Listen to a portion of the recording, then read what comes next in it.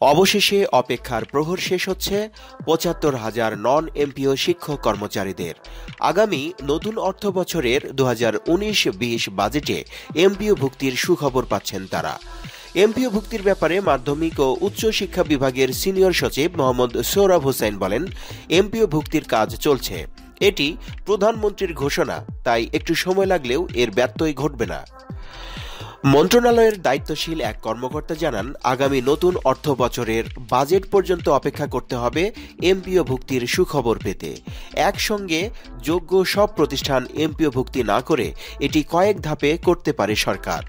সচিব মোহাম্মদ সোহরাব হোসাইন বলেন, দেশের অনেক স্থানে স্থানীয় উদ্যোক্তাদের দান করা জমিতে গড়ে উঠেছে স্কুল, কলেজ বা মাদ্রাসা।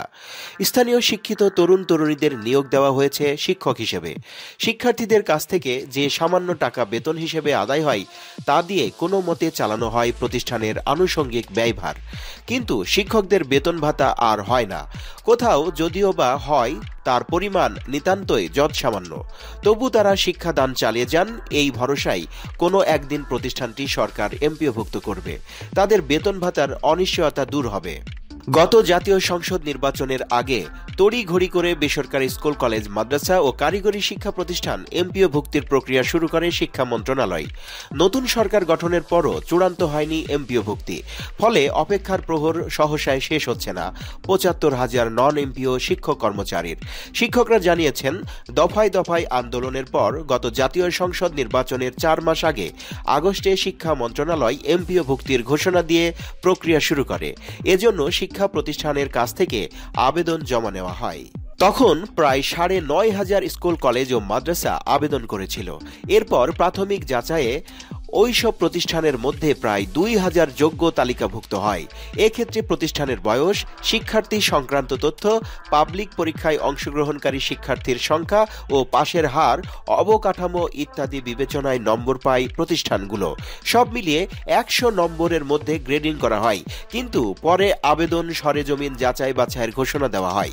ওই প্রক্রিয়ায় ঝুলে যায় এমপিও ভুক্তি কার্যক্রম। এরপর নির্বাচন সম্পূর্ণ হয়ে নতুন সরকার গঠন হয়েছে, কিন্তু অগ্রগতি হয়নি এমপিও ভুক্তির। তাহলে কি শুধু ভোটের জন্য তড়িঘড়ি করেছিল সরকার? এমন প্রশ্ন ৭৫,০০০ নন এমপিও শিক্ষক কর্মচারীর। শিক্ষা মন্ত্রণালয়ের ২ বিভাগের সংশ্লিষ্ট কর্মকর্তাদের কাছ থেকে জানা গেছে, এমপিও ভুক্তির জন্য নিম্ন মাধ্যমিক, মাধ্যমিক, উচ্চ মাধ্যমিক, মাদ্রাসা, কারিগরি শিক্ষা প্রতিষ্ঠান সহ ৯,৪৯৮টি আবেদন পড়ে অনলাইনে। এরপর সফটওয়্যারে সক্রিয়ভাবে যোগ্য তালিকা করা হয়। এ তালিকায় প্রায় ২,০০০ প্রতিষ্ঠান আছে। এখন অর্থের সংস্থান হলে এবং রাজনৈতিক সিদ্ধান্ত পেলে যে কোনো সময়ে এমপিও ভুক্তির আদেশ জারি করা সম্ভব। মন্ত্রণালয়ের তথ্য অনুযায়ী বর্তমানে ২৬,১৮০টি প্রতিষ্ঠান এমপিও ভুক্ত আছে।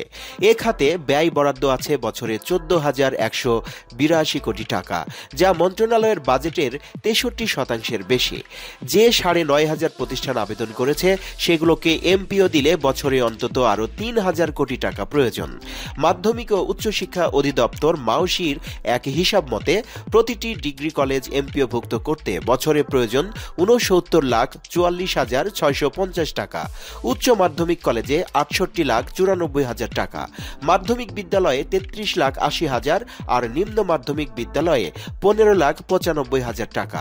বিভিন্ন পর্যায়ের মাদ্রাসাগুলোও ব্যয়ের পরিমাণ প্রায় অভিন্ন। শিক্ষা মন্ত্রণালয়ের মাধ্যমিক ও উচ্চশিক্ষা বিভাগে খোঁজ নিয়ে জানা গেছে, স্কুল ও কলেজ এমপিও ভুক্তি খাতে বরাদ্দ আছে মাত্র ৪৩২ কোটি টাকা। কারিগরি ও মাদ্রাসা বিভাগে এর পরিমাণ আরও অনেক কম। প্রয়োজনীয় বরাদ্দ না পেলে এমপিও ভুক্ত করা অসম্ভব। প্রয়োজনীয় শর্ত পূরণ ও যোগ্যতা থাকা সত্ত্বেও সারা দেশে প্রায় ৫,৫০০ স্কুল, কলেজ, মাদ্রাসা কমপক্ষে ৭ বছর ধরে এমপিও ভুক্তির অপেক্ষায় রয়েছে। এর সঙ্গে ঝুলে আছে এসব প্রতিষ্ঠানে কর্মরত ৭৫,০০০ শিক্ষক শিক্ষিকার ভাগ্য। এমনও আছে এমপিও ভুক্তির আশায় থাকতে থাকতে অনেক শিক্ষক ইতোমধ্যে অবসরে গেছেন।